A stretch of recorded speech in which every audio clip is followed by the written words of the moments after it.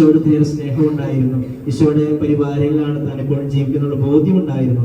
എന്നിരുന്നാലും ഈ പ്രാർത്ഥന സമൂഹത്തിൽ വ്യക്തിപരമായിട്ടുള്ള പ്രാർത്ഥന അല്ലെങ്കിൽ കൊന്ത ചെല്ലുന്ന അവസരങ്ങൾ അല്ലെങ്കിൽ സമൂഹത്തിന്റെ പ്രാർത്ഥനാ സമയത്തൊക്കെ ഈ കൊച്ചു ത്രേസ്യ ഉറങ്ങിപ്പോവുകയും ഉറക്കം തൂങ്ങിപ്പോവുകയും.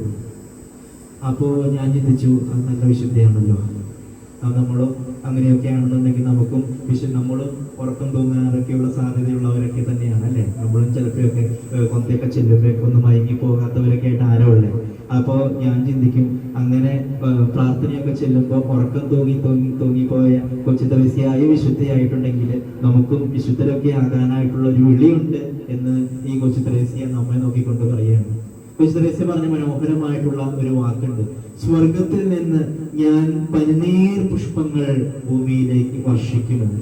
തന്റെ മരണശേഷം സ്വർഗത്തിൽ നിന്ന് റോസാ പുഷ്പങ്ങൾ ഭൂമിയിലേക്ക് വർഷിക്കും എന്ന് പറഞ്ഞു കഴിഞ്ഞാൽ തന്റെ വിശുദ്ധമായ ജീവിതത്തിലൂടെ തമ്പുരാനെ ഇഷ്ടപ്പെട്ട് സ്നേഹിച്ച് തമ്പുരാന് വേദനയൊന്നുമില്ലാതെ അവൾ ജീവിച്ച ഈ ജീവിതത്തിൽ നിന്നും അവൾ സമ്പാദിച്ച അവളുടെ വിശുദ്ധ ജീവിതത്തിലൂടെ സ്വർഗത്തിൽ എത്തിക്കഴിയുമ്പോൾ കൃപയാകുന്ന ദൈവാനുഗ്രഹങ്ങളാകുന്ന ദൈവത്തിന്റെ പരിശുദ്ധാത്മാഭിഷേകമാകുന്ന ഈ റോസാ പുഷ്പങ്ങൾ ഞാൻ ഭൂമിയിലേക്ക് എല്ലാവർക്കും വേണ്ടി വർഷിക്കും എന്ന് കൊച്ചു ത്രേസ്യ പറഞ്ഞു വെച്ചത് ഓർക്കുകയാണ്.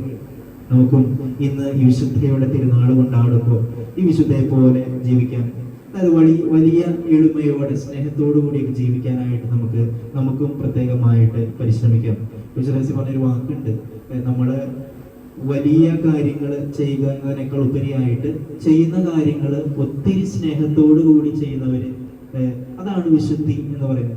എന്ത് ചെയ്താലും ചെറിയ ചെറിയ കാര്യങ്ങളായിരിക്കും, നമുക്ക് ഒത്തിരി വലിയ കാര്യങ്ങളൊന്നും ചെയ്യുവാനായിട്ട് സാധിക്കണമെന്നില്ല. നമ്മുടെ ജീവിതത്തിലൂടെ കുഞ്ഞു കുഞ്ഞു സുഹൃത്തുക്കളൊക്കെ ആയിരിക്കും നമുക്ക് ചെയ്യാനായിട്ട് സാധിക്കുക. ഒരു പക്ഷേ നമ്മൾ കണ്ടുമുട്ടുന്ന വ്യക്തിക്ക് ഒരു ചെറിയ സഹായം ചെയ്യുക, അല്ലെങ്കിൽ ഒരു ചെറു പുഞ്ചിരി സമ്മാനിക്കുക, അല്ലെങ്കിൽ ഒരു നല്ല വർത്താനം അവരോട് പറയുക, അല്ലെങ്കിൽ നല്ല രീതിയിൽ മറ്റുള്ളവരെ കാണുമ്പോൾ അവരുടെ എന്തെങ്കിലും ഒരു വേദനയിൽ വിഷമിക്കുന്നവരോട് ഒന്ന് ആശ്വാസത്തിന്റെ വാക്ക് പറയുക. അങ്ങനെയൊക്കെ ഒരു ചെറിയ ചെറിയ കാര്യങ്ങൾ നമ്മൾ ചെയ്യുമ്പോൾ നമ്മൾ എന്താ പറയുന്നത്, അത് വലിയൊരു സ്നേഹത്തോടു കൂടി നമ്മൾ ചെയ്യുകയാണെന്നുണ്ടെങ്കിൽ അതാണ് വിശുദ്ധിയുടെ ഏറ്റവും മനോഹരമായിട്ടുള്ള ഒരു തലം എന്ന് കൊച്ചു ത്രേസ്യ നമ്മെ ഓർമ്മിപ്പിക്കുകയാണ്. കൊച്ചു ത്രേസ്യ വലിയ വചനപ്രഘോഷകയൊന്നും ആയിരുന്നില്ല, ഒത്തിരി വലിയ വചനപ്രഘോഷണം നടത്തിയതായിട്ടുള്ള ജീവചരിത്രത്തിലും രേഖപ്പെടുത്തി വെച്ചിട്ടില്ല. പക്ഷെ അവള് വിശുദ്ധയായത് ചെറിയ കാര്യങ്ങൾ ചെയ്തോണ്ട്, ചെറിയ കാര്യങ്ങൾ ചെയ്തത് വലിയ സ്നേഹത്തോടെ ഈശോയോടുള്ള വലിയ വിശ്വസ്തയോടുകൂടി അവൾ ചെയ്തപ്പോൾ അവള് വിശുദ്ധ കൊച്ചു ത്രേസ്യയായിട്ട് ഇന്ന് ലോകമെങ്ങും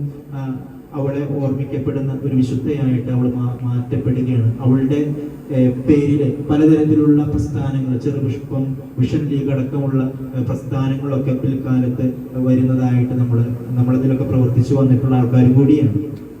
അപ്പൊ നമുക്കും ഈ